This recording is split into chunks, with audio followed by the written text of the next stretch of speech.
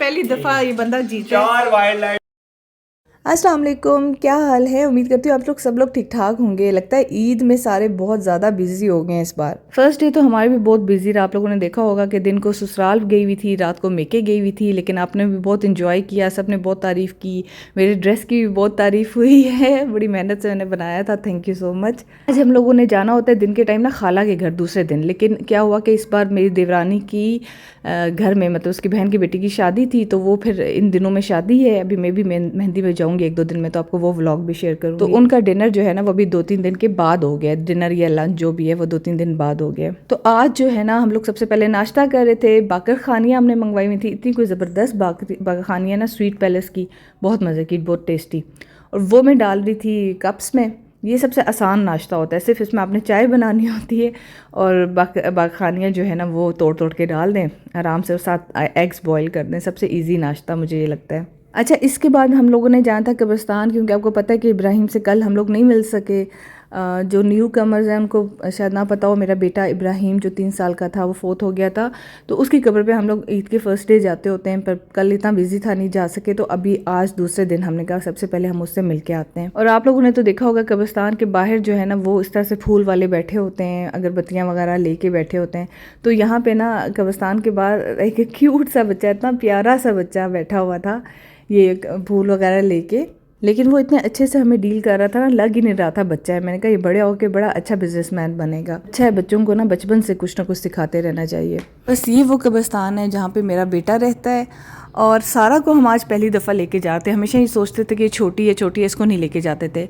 इब्राहिम 2-3 दफ़ा पहले जा चुके हैं, लेकिन सारा आज पहली दफ़ा जा रही थी और बहुत ज़्यादा खुश हुई थी कि मैं अपने भैया से मिलने जा रही हूँ भैया से मिलने जा रही हूँ। ये ना क्वेश्चन भी बहुत करती है इब्राहिम के लिए।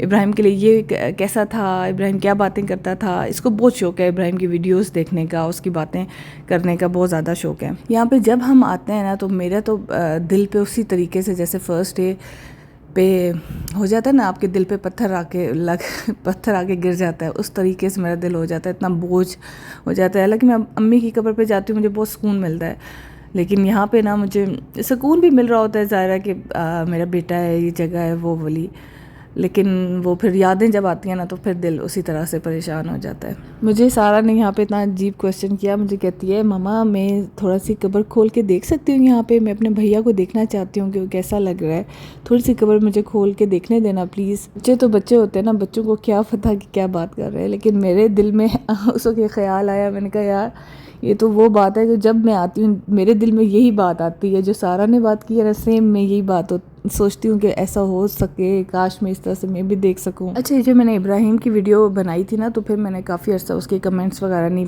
पढ़े थे, वो वीडियो खोल के नहीं देखी थी।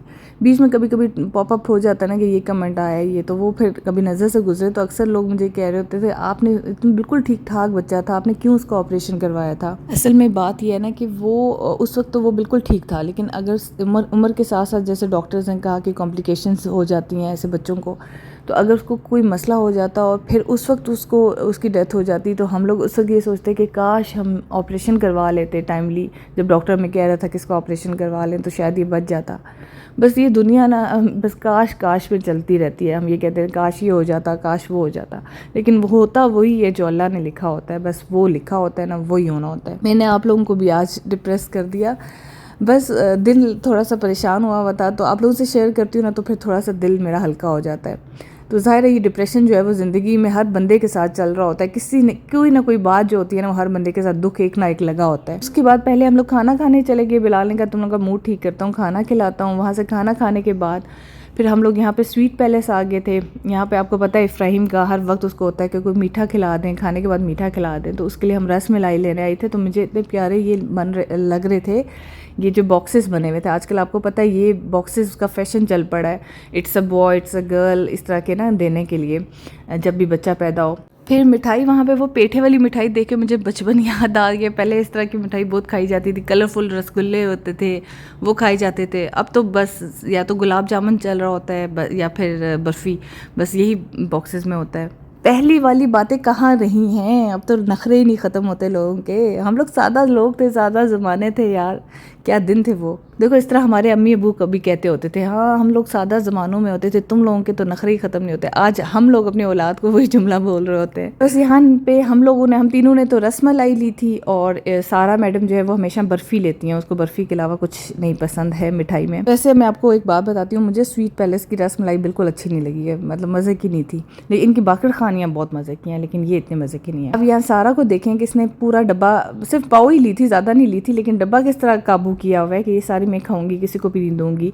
और ये मुझे एक दे के कहती है ये आप सारे मिल बांट के खा ले तो बाकी सारी मैं खाऊंगी। ये हालात हैं इस लालची लड़की के। मुझे खदान की लड़की बनना है, तो आप मुझे बता के शादी करनी है, तो मुझे एप्पल उसके लिए काटना होता है, मुझे चीज़ें काटनी है, और अब मुझे छुरी से नहीं लगेगी।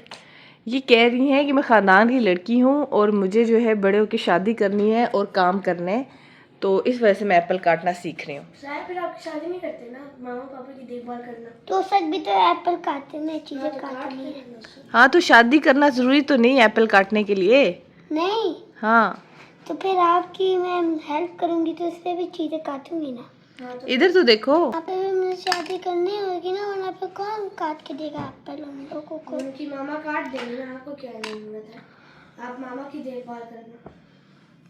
शादी करना ज़रूरी है एप्पल काट के देने के लिए, है ना सारा।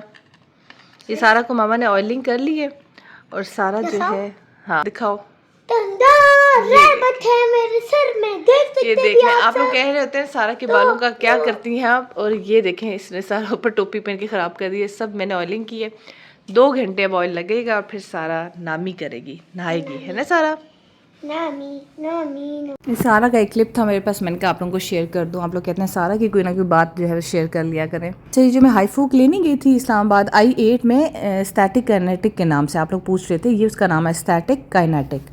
मुझे ना 2 पिंपल्स निकल रहे थे, मैंने उसे क्रीम पूछी, उसने मुझे क्रीम बताई, तो ये क्रीम मैं ले आई थी, लेकिन मैंने लगाई नहीं, और ईद पे मेकअप किया तो और बड़े हो गए दाने ना मेरे। तो जब मैंने ये रात को आज लगा के सोई हूँ, आप ये यकीन करें कि वो दाने मेरे बिल्कुल 60% गायब हो गए हैं। तो मैंने कहा यार ये तो मैं अपने सब्सक्राइबर को ज़रूर बताऊँ कि अगर किसी को दाने निकलते हैं तो ये वाली क्रीम जो है ट्राई करे, बड़ी ज़बरदस्त जेल उसने बताई। अच्छा, उसके बाद हम चले गए थे बिलाल की खाला के घर। उनके बेटे ने कहा कि आप आएँ और हम लोग बैठ के ना सीक्वेंस गेम खेलते हैं। तो यहाँ पे हम चारों बैठ के ना गेम खेल रहे थे। क्या करने से कोई अच्छे कार्ड्स नहीं निकल आते हसन।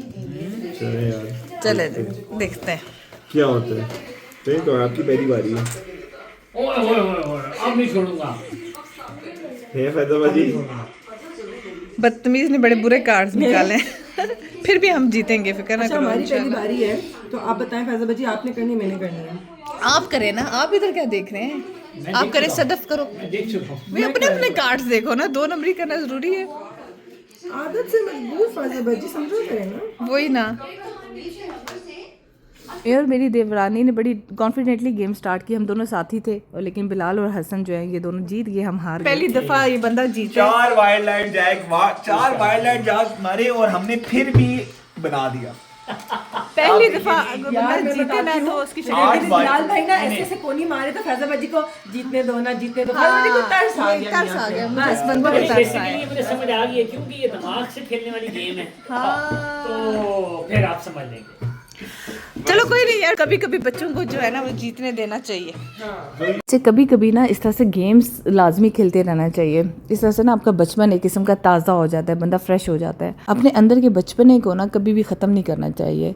जो जितना आप सोचेंगे ना कि हम बहुत बूढ़े हो गए हैं, हम ये हो गए हैं, तो वो अपनी ज़िंदगी से आहिस्ता आहिस्ता बंदा मायूस ही होता जाता है। जितने हमारी ज़िंदगी के दुख दर्द है उनको तो साथ लेके ही हमने चलना है ना, वो तो नहीं ख़त्म हो सकते। डिप्रेशन आपका जो ज़िंदगी में किसी वजह से आ गया वो तो आएगा ही आएगा, बस उसको किस तरह साइड करना है, उसको किस तरह जहन से निकालना है, ये हमारे पे अपने पे डिपेंड करता है कि किस तरीके से हम अपनी ज़िंदगी को लेके चलना चाहते हैं। या तो आप उसी एक पॉइंट को लेके अपनी ज़िंदगी को मुश्किल में डाल दें, ना हंसे ना खेलें, अपने डिप्रेशन को लेके साथ चलते रहें, या फिर आप ज़िंदगी और जो मायूसी है उसको साथ लेके चलें। ये देख लें, ये मेरे जैसा बंदा जो दुनिया का जो सबसे बड़ा गम है वो मेरे साथ लगा हुआ है, उसके बावजूद मैं आप लोगों को इतना मोटिवेट करती हूँ आप लोगों को। तो आप मेरे से कुछ सीखें, जिनकी ज़िंदगी में कोई भी परेशानी है वो मेरे से प्लीज़ सीखें इस बात को कि आपने कैसे ज़िंदगी में चलना है। आप लोग मेरे व्लॉग्स देखते हैं, आपको पता है कि मैं आप लोगों को कैसे हंसाती हूँ, मैं किस तरह खुश रहती हूँ। मैं बहुत बोलती हूँ ना, चले मैं बस करती हूँ। अपना ख्याल रखिएगा, दुआओं में याद रखिएगा। व्लॉग अच्छा लगा हो तो लाइक और कमेंट कीजिएगा। अल्लाह हाफिज़।